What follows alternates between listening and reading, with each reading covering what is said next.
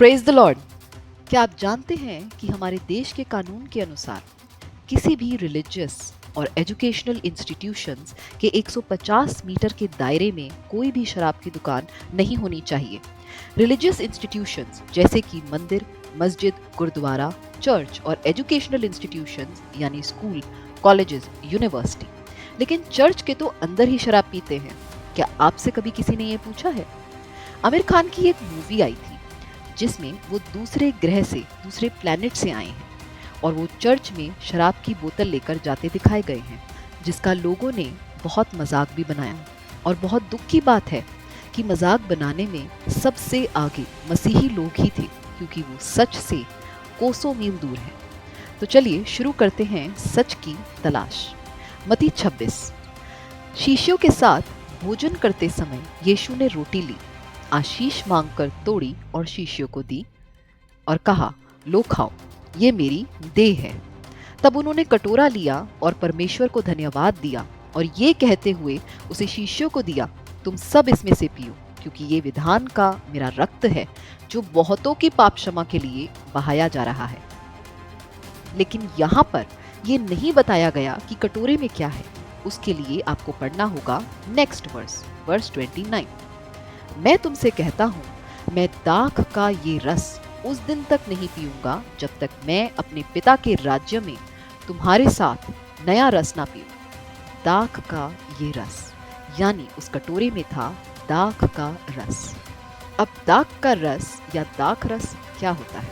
तो हिंदी में हम पढ़ते आए हैं पर्यायवाची या समानार्थक शब्द। ये अलग अलग वर्ड्स होते हैं लेकिन इनका मतलब सेम होता है। जैसे कि जल, तो जल का पर्यायवाची है पानी, नीर, वारी और बहुत से। उसी तरह दाख का पर्यायवाची है अंगूर, द्रक्षा, यानी दाख का मतलब है अंगूर, ग्रेप्स। और रस का मतलब तो हम सब जानते हैं, जूस। तो दाख का रस का मतलब है अंगूर का रस। अब प्रश्न उठता है कि दाख के रस को सब शराब क्यों समझने लग गए? इसके लिए हमें फिर से ये वर्ड्स पढ़ना होगा, लेकिन इंग्लिश में। Matthew 26, But I say unto you, I will not drink henceforth of this fruit of the vine until that day when I drink it new with you in my Father's kingdom.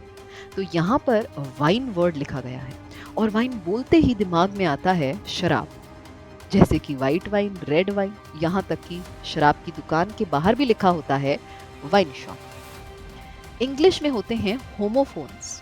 ये ऐसे word होते हैं जो सुनने में एक जैसे लगते हैं लेकिन इनका मतलब या स्पेलिंग अलग होते हैं। एग्जाम्पल, राइट या राइट, ये दोनों वर्ड सुनने में एक है, लेकिन राइट RIGHT का मतलब है सही या फिर दाहिना, जैसे कि राइट टर्न लेना।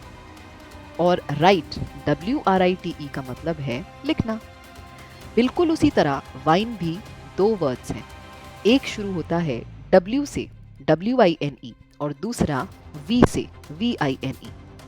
अब W से शुरू होने वाली वाइन का मतलब है शराब और V से शुरू होने वाली वाइन है बेल या लता। कुछ ऐसे पौधे होते हैं जो किसी चीज का सहारा लेकर बढ़ते हैं, इन्हें बॉटनी में कहा जाता है क्रीपर्स। और अंगूर की बेल के लिए खासकर इस्तेमाल किया जाता है वाइन, VINE। आप जब भी इंग्लिश बाइबल उठाकर देखेंगे तो वहां सिर्फ वाइन यानी V से शुरू होने वाला वाइन ही मिलेगा। जब भी कोई नाजीर या नाजराइट बनता था, यानी परमेश्वर के प्रति खुद को समर्पित कर देता था, जैसे कि सैमसन, तो उसके कुछ नियम थे जिनमें से हम एक देखेंगे, जनगणना 6। तब वो मदिरा तथा अंगूर के रस से अपने को अलग रखेगा। तो नाजीर को किससे दूर रहना था? शराब से और अंगूर के रस से। यहाँ लिखा है तथा, और तथा का मतलब है एंड। तो शराब और अंगूर का रस दोनों अलग चीजें हैं, एक नहीं है। लेकिन अंगूर के रस से दूर रहने को क्यों कहा गया है, ये मैं आपको आने वाले किसी वीडियो में समझाऊंगी। जब चर्च में हम होली कम्युनियन लेते हैं, हम अंगूर का रस पीते हैं, शराब नहीं।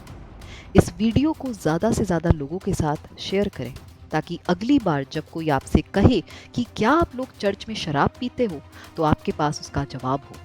और ये मैं खासकर मसीही लोगों के लिए कह रही हूँ।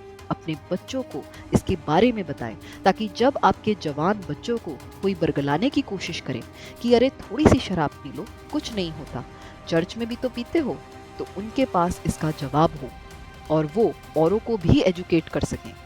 परमेश्वर का लहू जो उसने हमारे गुनाहों के लिए दर्दनाक तरीके से सूली पे बहाया, उसका मजाक ना बनने दें। खुद को बाइबल के ज्ञान से भर लें।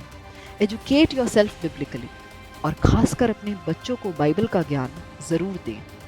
परमेश्वर आपको आशीष दे। वीडियो पसंद आए तो लाइक जरूर करें और ऐसी ही बिब्लिकल नॉलेज के लिए सब्सक्राइब करें।